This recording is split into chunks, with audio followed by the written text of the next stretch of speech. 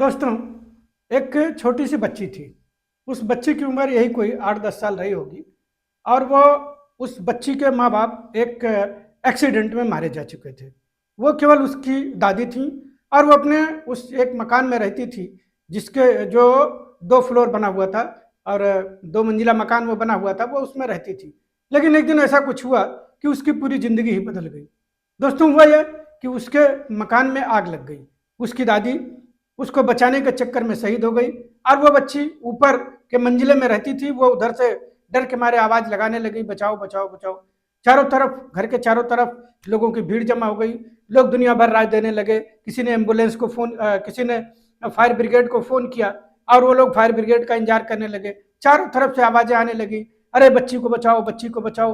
लेकिन कोई आगे नहीं बढ़ रहा था। दोस्तों, यही होता है कि लोग सलाह तो बहुत सारी देते हैं, लेकिन बढ़ के आगे करने जो है काम करने वाला काम कोई नहीं करता है।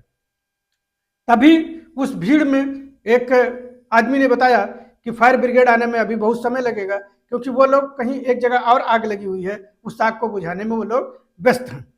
अब तो लोगों की टेंशन और बढ़ गई और लोग बच्चे जो है कहने लगे, अब तो बच्ची को बचाना बड़ा मुश्किल है, अब तो बच्ची बच ही नहीं पाएगी, अब इसको कौन बचाएगा। लेकिन तभी भीड़ को चीरते हुए एक हट्टा कट्टा आदमी आया और वो एक अपने साथ सीढ़ी लेकर के आया था। वो सीढ़ी उसने दीवार पे लगाई और जल्दी जल्दी जो है ऊपर चढ़ के वो चला गया। ऊपर के मंजिल में उसने कांच तोड़ करके वो खिड़की में कूद गया और कूद करके उसने उस बच्ची को उठाया और उठाने के बाद वो उसको अपने कंधे पर लाद के और धीरे धीरे जो है सीढ़ी से उतर करके नीचे आया और फिर पूरी भीड़ के सामने उसने उस बच्ची को खड़ा करके और भीड़ में से वो गायब हो गया। अब वो तो गायब हो गया, लेकिन कुछ दिन बाद अब बच्ची तो अनाथ हो गई, क्योंकि दादी तो उसकी मारी जा चुकी थी, माँ बाप पहले एक्सीडेंट में मारे जा चुके थे। अब जो शहर का जो मेयर था, उन्होंने कुछ दिन बाद एक हफ्ते के बाद जब बच्ची थोड़ी नॉर्मल हुई, तो एक उन्होंने मीटिंग बुलाई कि भाई इस बच्ची को अडॉप्ट कौन करेगा। अब उस बच्ची के पास मार्केट में बढ़िया मकान था, तो उस मकान का भी लालच था। उस भीड़ में जो एक मीटिंग बुलाई गई थी, बहुत सारे लोग आए थे।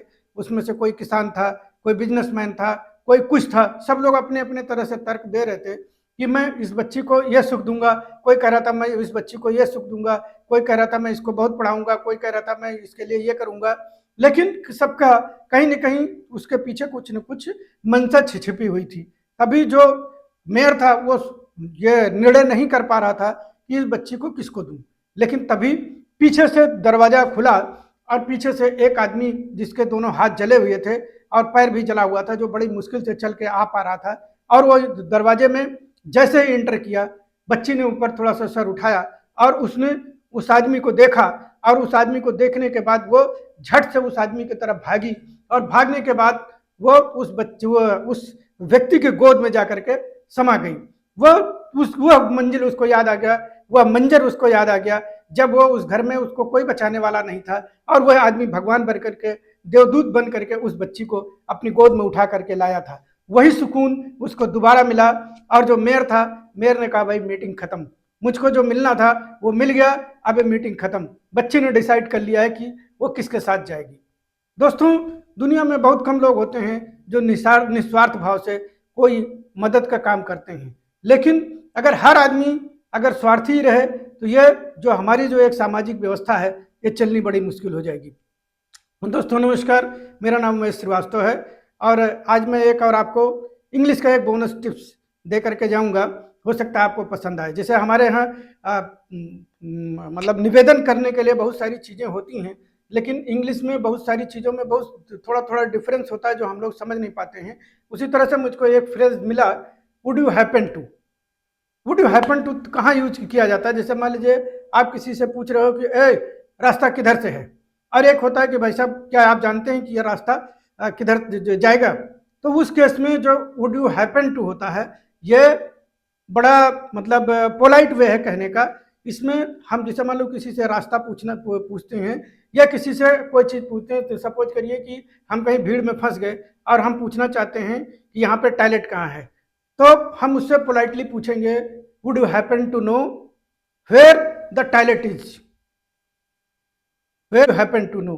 अगर ये दोस्तों, अगर ये मेरा ये बोनस टिप्स अगर आपको पसंद आया हो तो लाइक ज़रूर करिएगा और मेरे चैनल पे अगर नए हो तो सब्सक्राइब जरूर कर लीजिएगा। मैं आपके लिए नई नई शिक्षाप्रद वीडियो और नए शिक्षाप्रद फ्रेज लेकर के आता रहूँगा। धन्यवाद, नमस्कार।